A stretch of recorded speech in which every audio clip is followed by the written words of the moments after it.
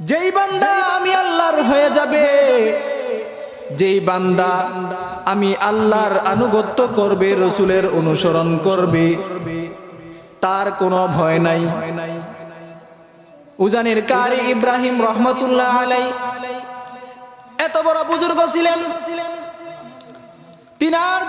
তিনি যখন ছোট ছিলেন, তিনার বাবা তাকে মাদ্রাসায় পড়ানোর জন্য পাঠাইছে।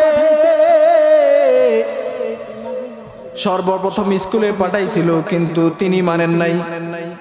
তিনার উদ্দেশ্য হচ্ছে আমি আল্লাহ তাআলাকে চিনব, আল্লাহর রাসূলকে চিনব।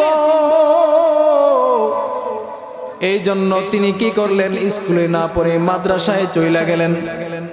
তিনার বাবা অনেক সম্পদশালী লোক ছিলেন, কিন্তু তিনার এই সম্পদের কোনো লোভ ছিল না। তিনি কি করলেন, মাদ্রাসায় গেলেন, তার বাবা তাকে ছেড়ে দিল। কারি ইব্রাহিম সাহেব রহমতুল্লাহ আলাই প্রাথমিক শিক্ষা নিজের এলাকায় করার পর দ্বীনি লাইনে শিক্ষা করার জন্য কলকাতা চলে গেলেন সৌলতিয়া মাদ্রাসায়। ওই মাদ্রাসায় শিক্ষা গ্রহণ করার পরে চলে গেলেন মক্কা শরীফে, মদিনা শরীফে। ওই মদিনা শরীফে যায়া আল্লাহর রাসূলের কবর জিয়ারত করলেন। ওই এক মাদ্রাসার মধ্যে তিনি দ্বীনি ইলম শিক্ষা গ্রহণ করলেন। দ্বীনি ইলম শিক্ষা গ্রহণ করে ওই গঙ্গুই থেকে রশিদ আহমদ গঙ্গুই রহমতুল্লাহ আলাই স্বপ্নযোগে দেখাইলেন। রশিদ আহমদ গঙ্গুই রহমতুল্লাহ আলাইকে স্বপ্নযোগে দেখলেন। দেখার পর তিনি ওই ভারত যায়া রশিদ আহমদ গঙ্গুই রহমতুল্লাহ আলাইর কাছে গেলেন। তিনার কাছে থাকার পর মাত্র 17 দিনে তিনি খেলাফত লাভ করে বাংলাদেশে এসে এই উজানি নগরে আইসা দেখে এই নগরের মধ্যে জঙ্গল দেখা যায়। কারি ইব্রাহিম সাহেব রহমতুল্লাহ আলাই তার মুরিদদেরকে নিয়ে এই জঙ্গলা সাফ করে এখানে একটি দ্বীনি প্রতিষ্ঠান প্রতিষ্ঠা করে, যেই প্রতিষ্ঠানের নাম হলো জামিয়া ইসলামিয়া ইব্রাহিমিয়া উজানি মাদ্রাসা। তিনি যখন তার মুরিদরা এই জঙ্গল পরিষ্কার করছে, পরিষ্কার করার সময় দেখে সুন্দর একটা পুরনো গম্বুজ দেখা যায়। ওই গম্বুজের ভিতরে একটা বাঘ তার বাচ্চাকে দুগ্ধ পান করায়। আল্লাহর ওলি ওই বাঘকে ডাইকা বলে, হে বাঘ, তুমি এখান থেকে চলে যাও।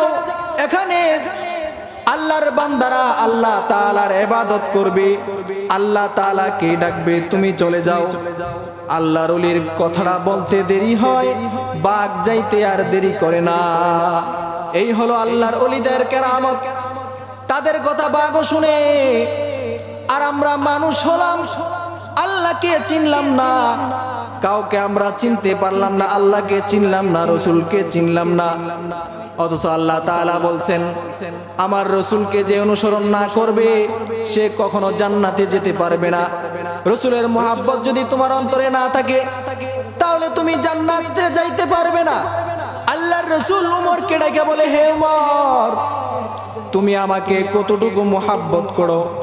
ওমর বলে, ওগো আল্লাহর নবী, আমি আমার নিজের জীবন বাদ দিয়ে দুনিয়ার মধ্যে যা আছে সব কিছুর থেকে আমি আপনাকে বেশি মহব্বত করি।